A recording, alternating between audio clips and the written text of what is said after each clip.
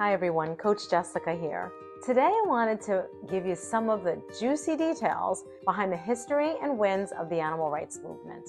So every major justice movement begins with a simple question: who counts? In animal rights, that question is older than we think, and its answer has reshaped law, culture, what we choose to eat, use, and wear. So before animal rights had a name, Jeremy Bentham from the 18th century reframed ethics around suffering, asking not can they reason, but can they suffer? And that is a line that still anchors the movement today. In modern times, two books lit the fuse. Peter Singer's Animal Liberation in 1975, which introduced the idea of speciesism and a utilitarian case for animals, which has been widely credited with launching the modern movement, and Tom Regan's The Case for Animal Rights in 1983, which built the deontological subjects of a life rights argument that animals have inherent value and should not be used merely as a means to our ends. The key takeaways here are that by the 1970s to 80s, we have both the moral math and the rights framework to move from kindness to justice. Next up is direct action and grassroots. Here we have the Animal Liberation Front, otherwise known as ALF, formed in the UK in the mid-1970s.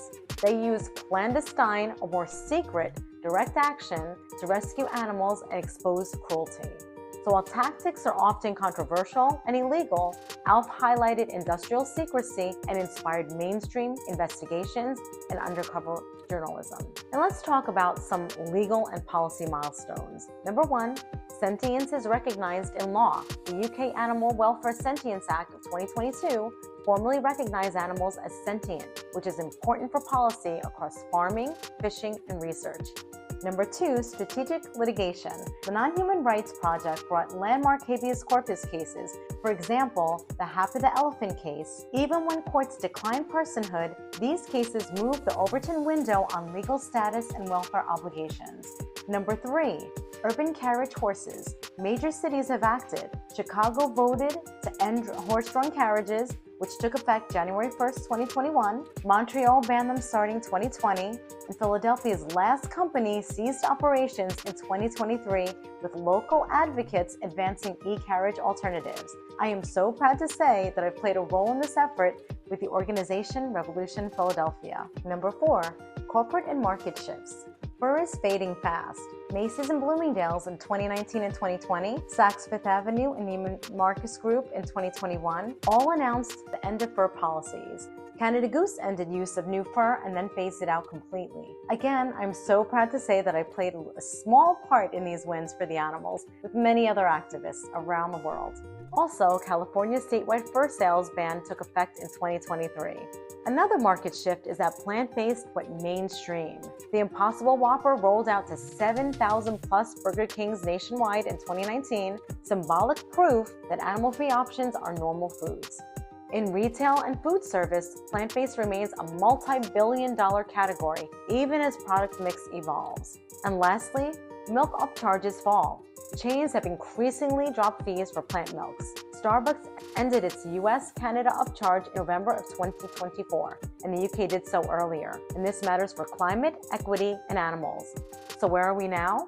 In the US, about 1% of adults currently identify as vegan, and estimates of global vegans varies between 1 and 3% depending on the method. The bigger story is that far more people are reducing animal products and buying plant-based some of the time. We have to note that cultural shifts before identities do. So also, do not forget that World Vegan Day was only 2 days ago and that this month is deemed World Vegan Month, which is pretty big. The majority of society doesn't realize this, but animal rights is a social justice movement. Why is that?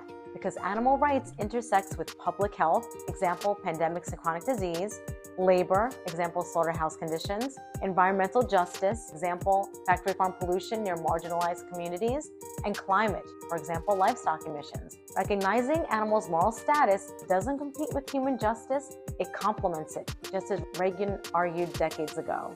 So in closing, what are a few of our accomplishments?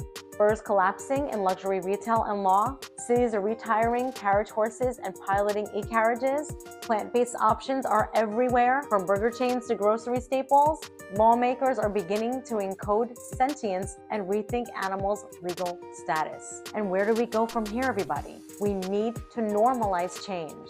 We need to choose plant-forward foods, opt for cruelty-free fashion, support shelters and sanctuaries, and back policy that reduces suffering.